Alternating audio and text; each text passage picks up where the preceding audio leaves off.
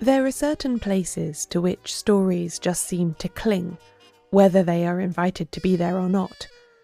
We've all felt it, the shiver down the back of the spine when entering a room, and the sense that somebody, long dead or imaginary, exited out of the opposite door just before we entered.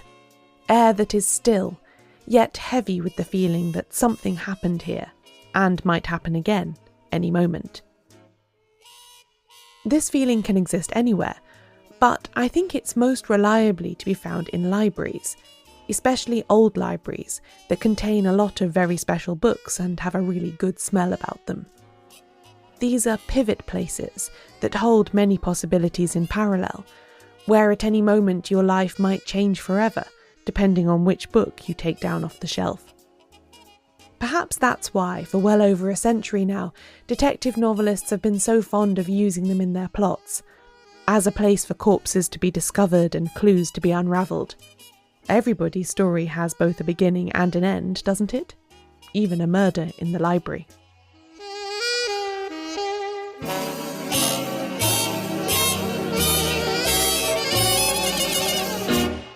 Welcome to Shedunnit. I'm Caroline Crampton.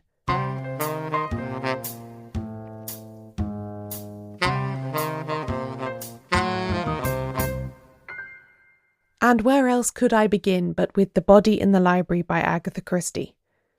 First published in novel form in 1942, this second full-length adventure for Miss Marple begins with perhaps one of the most iconic library scenes in all detective fiction. Fast asleep in bed at Gossington Hall, St Mary Mead, Dolly and Arthur Bantry are awoken early one morning by Mary the housemaid dashing in crying, "There's a body in the library!" Dolly soon alerts Miss Marple, admitting that finding strangled blondes in one's library is the kind of thing that she thought only happened in books. The library in question is untidy, homely and much used, featuring saggy armchairs, Victorian watercolours and a furry hearthrug. It's a cosy, safe place that becomes grotesque, even fantastical, as the incongruous resting place of a heavily made-up young woman whom nobody can identify. This isn't a mystery where the answers are to be found in books. The library rather serves as a backdrop that, in its traditional familiarity, shows up the alien horribleness of the plot's central killing. Why did this woman die? Why is she in the Bantry's library? With her deft handling of the body in the library, Christie gives a well-used trope new colour and flavour. Because by the early 1940s, it was well used. The first body in a library is generally considered to be found in The Leavenworth Case by Anna Catherine Green from 1878. Within the first few sentences of the opening chapter, our narrator, a junior lawyer, is informed that the body of Mr. Horatio Leavenworth, an old and trusted client, has been found shot through the head by some unknown person while sitting at his library table. The library was locked, and the servants had to force the door to get in. Again, the discovery of the corpse in the library demonstrates the brutality at the heart of the puzzle. The library is Mr. Leavenworth's personal sanctum, leading off his bedroom, and yet it is here that an assassin has forced their way in to take his life. Although published 4 decades before the golden age of detective fiction can be said to have begun, this 19th century novel has many elements we might expect in later crime fiction, from the map of the library that Green included to her use of ballistic evidence. Earlier library murders of the kind that Green wrote and that Christie is referencing tend to take place in libraries in private houses, among the rich, who were privileged with enough living space to devote some of it solely to books. Bruce Graham's A Case of Books from 1946 is another excellent example, featuring, as it does, a murdered book collector and his ransacked library for his bookseller sleuth Theodore Terhune to unravel. But as the world changed through the beginning of the 20th century, so did the type of libraries in which characters were murdered. We start to see far more communal or public libraries and libraries in educational institutions as the setting for crime.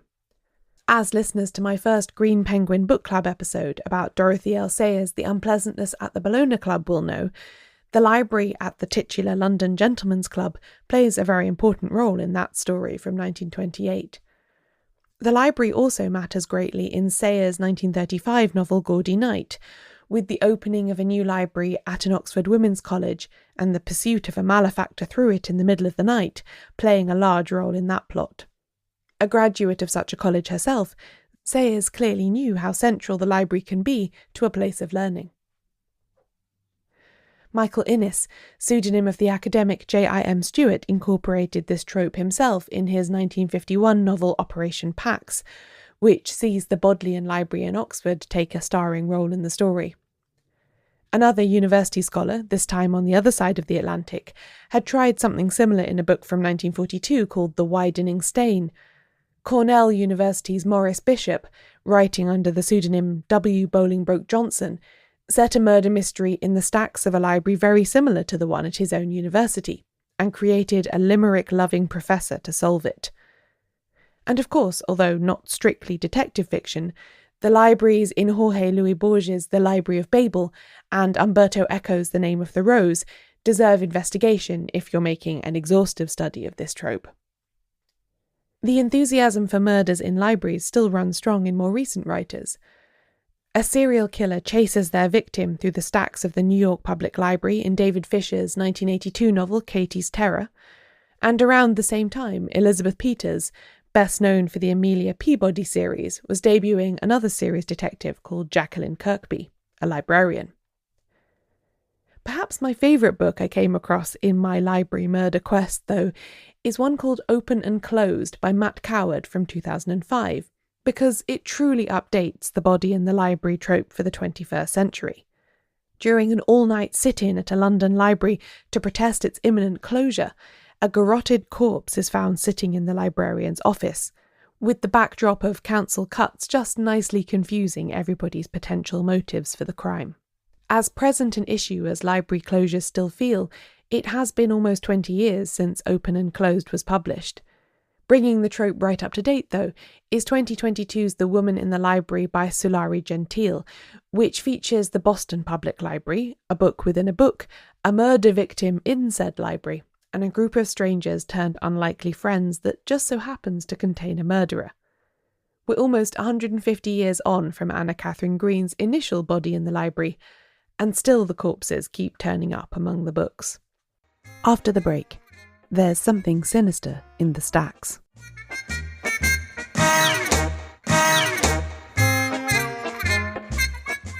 There is one specific library that I would like to visit now, a place heavily laden with literary significance and stories, and most recently, a fictional corpse discovered by a rather unusual young woman named Dora. What happens to Dora Wildwood is she is escaping a terrible, unsuitable marriage in her very strange pagan odd village in Somerset, which I deeply enjoyed writing about. And she hops on a train in 1935, the first thing in the morning in November, arrives at Paddington, is chased from the station by her dreadful fiancé who's followed her there, and she runs through London, hardly without stopping.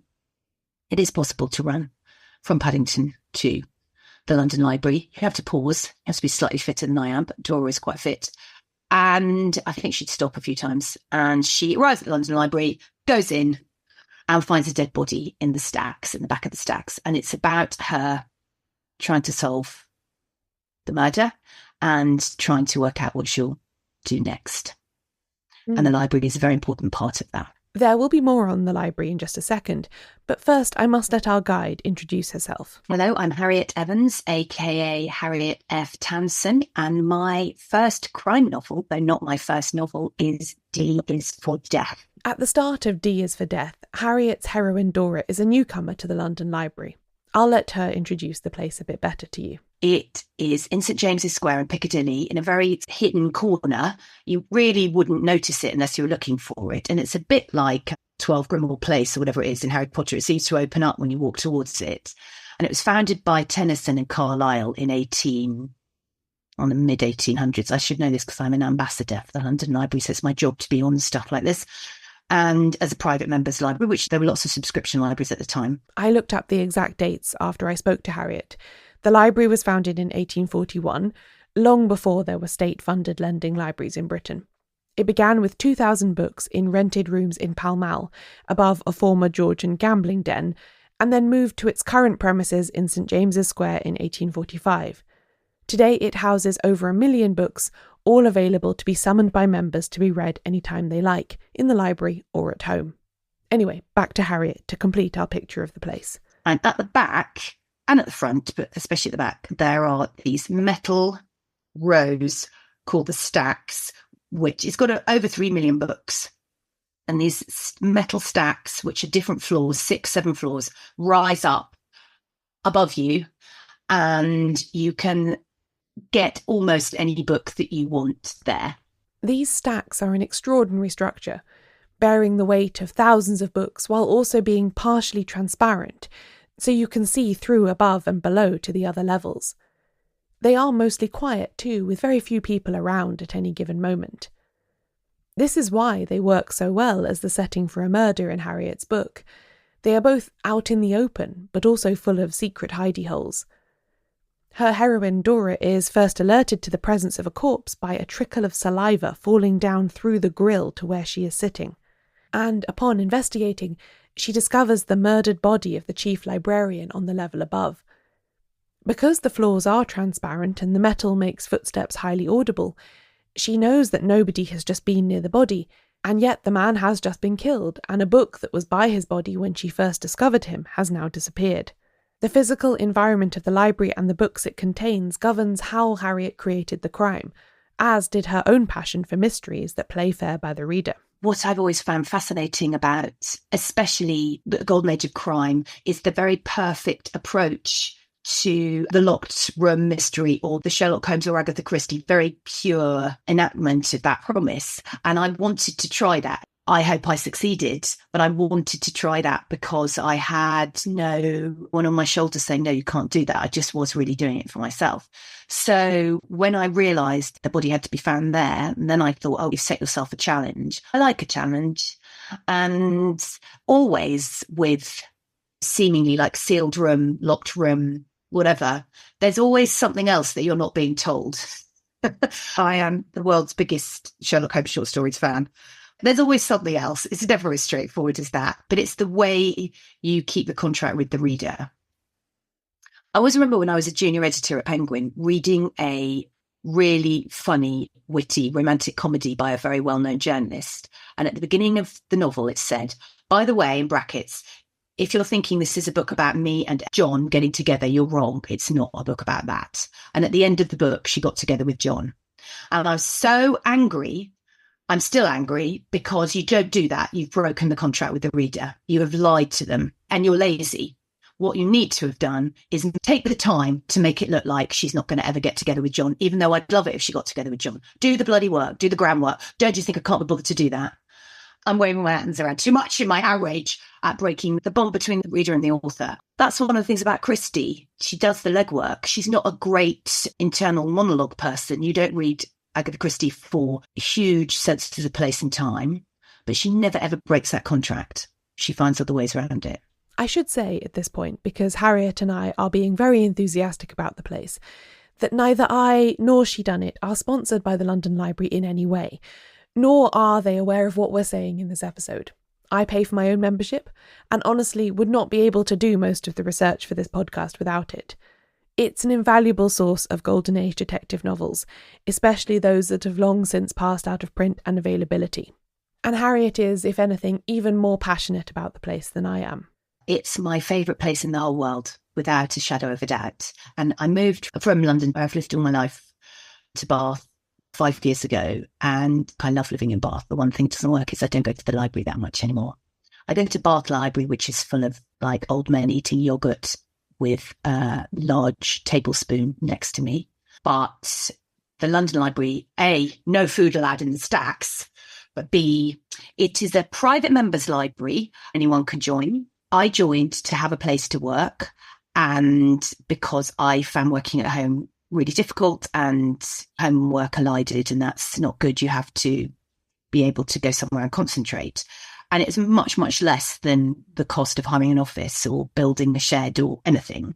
But it also has completely transformed me as a writer. Part of what makes the London Library a special place is its physical form, as Harriet demonstrated by using it for her mystery plot. But its long history is very present there too, And the knowledge that writers like Arthur Conan Doyle, Baroness Orczy, Clemence Dane and others have been members there before you, doing exactly what you are doing, is oddly humbling, and Harriet says quite useful for just getting on with your own writing. I really like the idea. You walk in, and I did see A.S. Byton there a couple of times, and famous writers, and Giles Milton, the very genial, fantastic historian, is always in there, and people I've published, and Harriet Evans, and these are people whose books I love or revere, and it really makes me feel in my place. I go and sit at a desk and think, you are not that big a deal.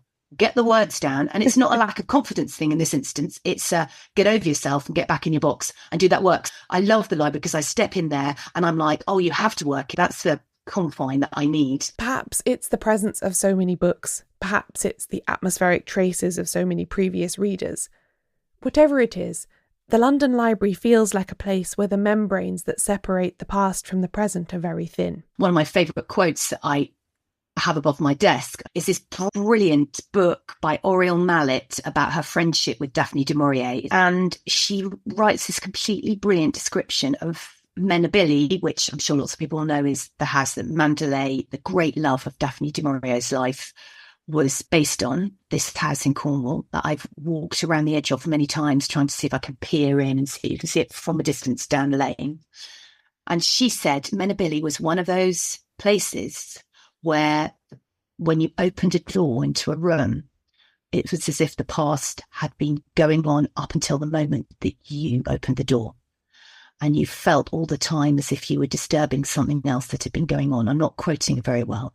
I love that idea. A Traveller in Time, that Alison Utley book, where she's able to move from being, I think, an evacuee, but she will step without knowing why into Mary Queen of Scots and the Babington Plot, and it's never explained. I love that. I absolutely love that idea. Writing Golden Age style mystery that is set in the Golden Age is not an easy thing to do. We see plenty of it these days, but I find it rarely fulfills its promise.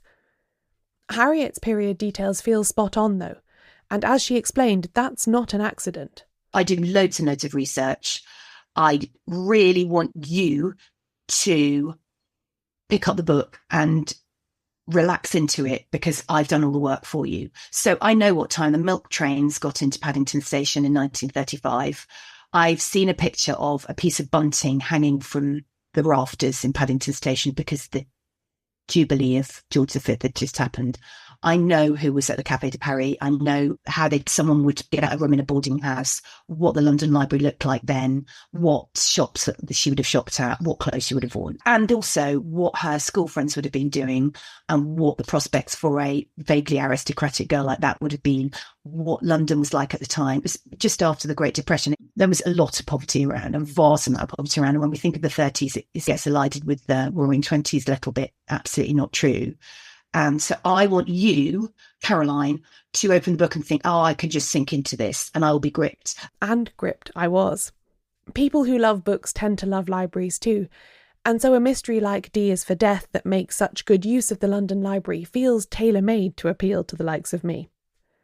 But for all that I do love the London Library and find great value in it, it does cost money to belong, and so it isn't accessible to everyone. And our free state-funded libraries in the UK have been slowly closing and disappearing as austerity and cuts have made it impossible to keep them open. I think there are many slow elisions over the past 10, 15 years that have been immensely damaging. And one of them is libraries. And I get really upset about it. I grew up in a library. My dad was a writer and an editor, and my mum worked in publishing. And we just lived at the library. We didn't buy lots of books. But every time I go into the library, I'm struck again by how miraculous they are, because they're about things that matter. They're about the right of everyone to have access to information, the right of everyone to be able to check facts, and the right of everyone to walk in and find a community and a place to be quiet and read and do whatever. And the Bath Library, which I write in a lot, every time I go in there, they'll be like, I don't know, a quilting circle or a how to get your confidence back after having children. We will look after your kid for 2 hours in a free childcare setting so you can brush up your CV. A crime book club, a book of the month, a local history thing. Like the number of things that are going on And the cuts to funding, don't get me started, makes me very angry. It's more the idea that worlds are available to some people and they're not available to other people. The idea that you enter into a space where the entire world is at your fingertips, I find very powerful every time I'm there. I started talking about this at a library event in September and I burst into tears in a room full of people and just started crying. So, yeah. Whether or not they are housing fictional corpses, libraries are magical places. We need them to understand our place in the world. You can't compete with the knowledge of all ages all combined in one building. You just have to step back and go, oh, phew, I don't matter for a moment. My concerns don't matter. The past is all around me. And that's immensely relaxing. I find it super relaxing. And the smell. Oh, God, the smell. I suspect every single one of you knows exactly the smell Harriet is talking about. It's the smell of lots of books huddling together in the same place. And it's also the smell of possibility and opportunity. Anything could happen once you take that book off the shelf and bring it home with you to read. And who knows, perhaps there will be a corpse and a murder for you to solve when you bring it back.